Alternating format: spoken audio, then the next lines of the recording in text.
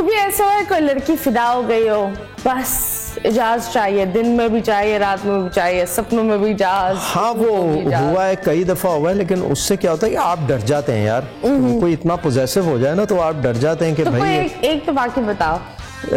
एक वाकया मुझे याद है कि वो जब मैंने मॉडलिंग, दिमाग में ना सारे सेंसर कर रहे हैं। नहीं सेंसर नहीं कर रहा, उसमें सेंसर करने की कोई बात नहीं है। मैं मॉडलिंग स्टार्ट की तो एक लड़की पता नहीं कहाँ से मुझे वो लेटर लिखती थी। उस वक्त ये सोशल मीडिया तो था नहीं, वो इतने 6-8 पेज के, और उसमें कौन पढ़े। तो मैं अब्बा से हर चीज़ डिस्कस करता था अपने, मैंने अब्बा को दिया। उसमें एक दिन लेटर में लिखा था, अगर तुमने अब जवाब नहीं दिया तो मेरा नेक्स्ट लेटर मैं अपने खून से लिखूँ। मैंने अब्बा को बोला ये कोई पागल वागल है।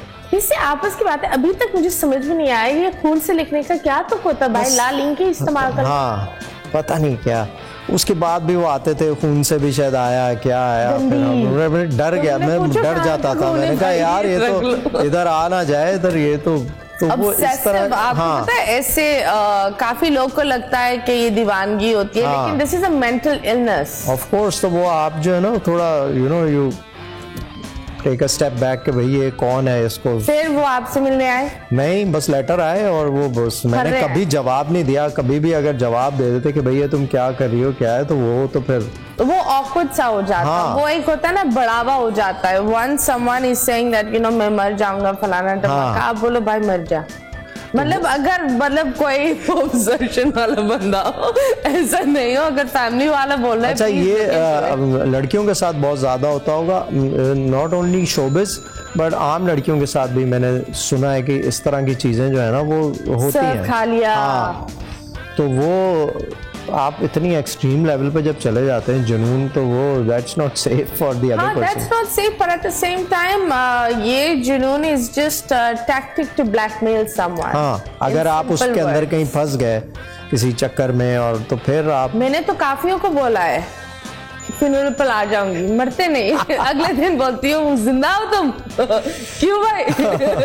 वो बेचारे इतने शर्मिंदा हो जाते हैं, वापस मैसेज नहीं करते, उल्टा वो मुझे। ये अच्छा तरीका है। ये अच्छा तरीका है। नहीं, I think that being obsessed is not good, being in love is good. मतलब और लव की भी एक बॉर्डर लाइन होनी चाहिए। So when did you fall in love? यार मेरे तो माँ बाप ने इतनी जल्दी मेरी शादी करा दी, और बच्चा जवान हो गया है, कद पकड़ लिया है, बस अब इधर उधर ना हो जाए, मॉडलिंग में चला गया है, एक्टिंग में आ गया है, तो यार इसकी शादी करा दो। ये मेरी 3 बहनें थी और मैं इकलौता भाई। तो ये तो अच्छी बात है। हाँ, तो वो फिर प्रेशर बहुत होता है ना, एक ही भाई है तो प्रेशर है, सबकी शादियां हो गई बहनों की, फिर वही होता था बस ये नेक्स्ट स्टेप। हर जगह जाओ तो उससे मुझे मेरा करियर बना दें, करने दें कुछ। तो बस वो आज से 15-20 साल पहले ये होता था कि बस इधर लड़का 22-23 साल का हो और बस शुरू हो जाए शादी। अब तो लड़कियां भी पहले अपना करियर बनाती हैं, अपने आप को सेटल करती हैं, you know they get independent, अपने पाँव पे खड़ी होने जो सही वो होता है वो करके फिर करती हैं शादी। सो वो मेरे ख्याल में थोड़ा सा शादी जो है ना बहुत जल्दी नहीं करनी चाहिए लड़कियों को भी। उसकी वजह ये है कि आप को बहुत कुछ सीखना होता है दुनिया में, और वो उसका कोई शॉर्टकट नहीं है। आप अपने एक्सपीरियंस से काम करते हैं, डिफरेंट लोगों के साथ इंटरेक्ट करते हैं, तब आपको पता लगता है कि यार ये सही आदमी है मेरे लिए। आप जज कर सकते हैं, अपने लिए सिलेक्ट कर सकते हैं, अपने लिए ठीक सोच सकते हैं।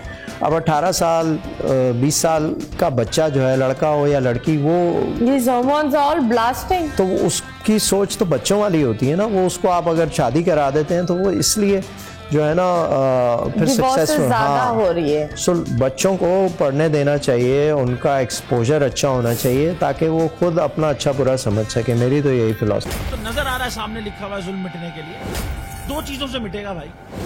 एक, अदल की कुर्सी पे जो लोग बैठते हैं ना, वो अदल के हिसाब से फैसले करने लगे। दूसरा, कौम निकल खड़ी हो जुल्म के खिलाफ, तो जुल्म खत्म हो जाएगा। या इन दोनों में से कोई एक चीज हो जाए या दोनों हो जाए। अगर 420 का मुकदमा था, उस वक्त अदलिया में जो लोग बैठे हुए केस देख रहे थे, वो पूछते ना यार चीट हुआ कौन है।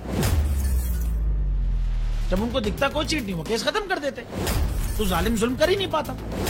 9 जजेस ने नोट बिफोर किया मेरे केस को यार, 1.5 साल चला। शख्सी जमानत का केस, सेम केस इस्लामाबाद में कर दिया। एक ही इल्जाम पे 2 केस हो नहीं सकते भाई। मतलब 60 दिन का वक्त होता है, 102 दिन के बाद मैं जीत गया, केस बरी हो गया, 102 दिन के बाद अपील फाइल की। एक्सेप्ट कर ली, नहीं करते ना एक्सेप्ट, खत्म हो जाता ना जुल्म यार। भरी अदालत में मुझे बरी कर दिया, फिर पता नहीं क्या हुआ 2.5 घंटे बाद का नोट बिफोर, मैं नहीं सुनता ये केस, खड़े रहते अपने फैसले पे, मिट जाता जुल्म। अल्लाह ताला ने बिठाया इस कुर्सी, इन कुर्सियों पे इनको यार, ये अल्लाह ताला की तरफ से फैसले करने हैं। तो या तो ये फैसले आएंगे, जुल्म मिट जाएगा, या कौम खड़ी हो जाएगी जुल्म के खिलाफ।